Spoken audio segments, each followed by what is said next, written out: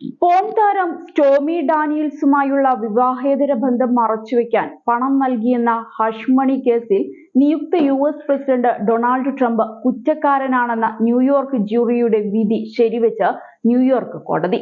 ഔപചാരികമായി വിധി പ്രസ്താവം നടത്തിയെങ്കിലും ജഡ്ജി ജുവാൻ മെർച്ചന്റ് ട്രംപിനെതിരെയുള്ള ശിക്ഷ വിധിക്കുന്നത് ഒഴിവാക്കി.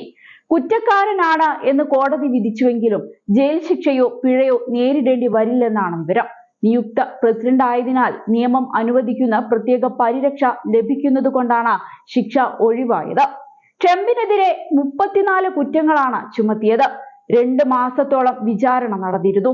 എല്ലാ കുറ്റങ്ങളിലും കുറ്റക്കാരനാണെന്ന് കണ്ടെത്തി. 4 വർഷം വരെ ജയിൽ ശിക്ഷ ലഭിക്കാവുന്ന കുറ്റത്തിലാണ് ട്രംപിനെ വെറുതെ വിട്ടത്. ഹഷ് മണി കേസിൽ വിധി പറയുന്നത് നിർത്തിവെക്കണമെന്ന് ആവശ്യപ്പെട്ട് ട്രംപ് നൽകിയ അപേക്ഷ US കോടതി തള്ളിയിരുന്നു. പിന്നാലെയാണ് ന്യൂയോർക്ക് കോടതി ട്രംപിന്റെ ശിക്ഷാവിധി പ്രഖ്യാപിച്ചത്. ഫ്ലോറിഡയിലെ തന്റെ സ്വകാര്യ വസതിയിൽ നിന്ന് വെർച്വലായാണ് ട്രംപ് ഹാജരായത്. മുൻ പ്രസിഡന്റും ഭാവി പ്രസിഡന്റുമായ ട്രംപിന് ശിക്ഷ വിധിക്കാൻ താൽപര്യമില്ലെന്ന് ന്യൂയോർക്ക് കോടതി പറഞ്ഞിരുന്നു. ഡൊണാൾഡ് ട്രംപുമായി ഉണ്ടായ ബന്ധത്തെക്കുറിച്ച് സ്റ്റോമി കോടതിയിൽ വെളിപ്പെടുത്തുകയുണ്ടായി.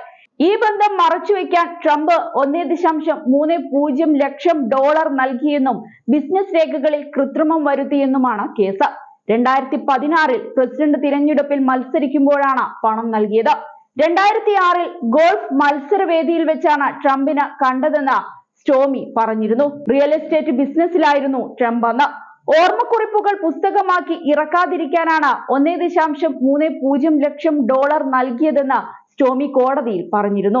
അതേസമയം പ്രസിഡന്റ് ആയിരുന്ന കാലത്ത് ചെയ്ത പ്രവർത്തനങ്ങൾക്ക് വിചാരണയിൽ നിയമപരിരക്ഷ ലഭിക്കും. എന്നാൽ ഇത് ഔദ്യോഗിക കാര്യങ്ങളിൽ മാത്രമായിരിക്കുമെന്നും കോടതി നേരത്തെ വ്യക്തമാക്കിയതാണ്. കോടതിയിൽ സമർപ്പിക്കപ്പെട്ട രേഖകൾ ട്രംപിന്റെ ഔദ്യോഗിക കൃത്യനിർവഹണവുമായി ഏതെങ്കിലും തരത്തിൽ ബന്ധപ്പെടുന്നതല്ല.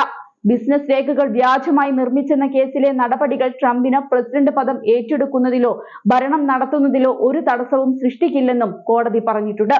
ഈ കേസും കാര്യങ്ങളും തിരഞ്ഞെടുപ്പിൽ ട്രംപിനെ ബാധിച്ചിട്ടില്ല. കഴിഞ്ഞ തിരഞ്ഞെടുപ്പിൽ വൻ വിജയമാണ് ട്രംപ് സ്വന്തമാക്കിയത്.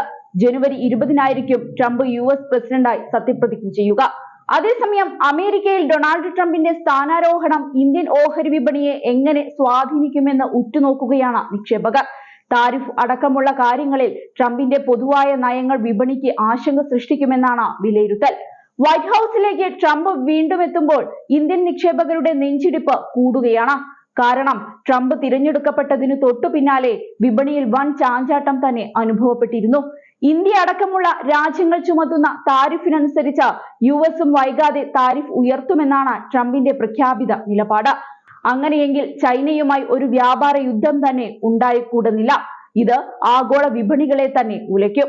US സമ്പദ് വ്യവസ്ഥയെ പുനരുജ്ജീവിപ്പിക്കാനുള്ള ട്രംപിന്റെ ശ്രമങ്ങളിൽ ഡോളറിന്റെ മൂല്യം ഉയരുന്നതും തിരിച്ചടിയാകും. ഇന്ത്യ അടക്കമുള്ള വിപണിയിൽ നിന്ന് നിക്ഷേപകർ പുറത്തേക്ക് നീങ്ങാം.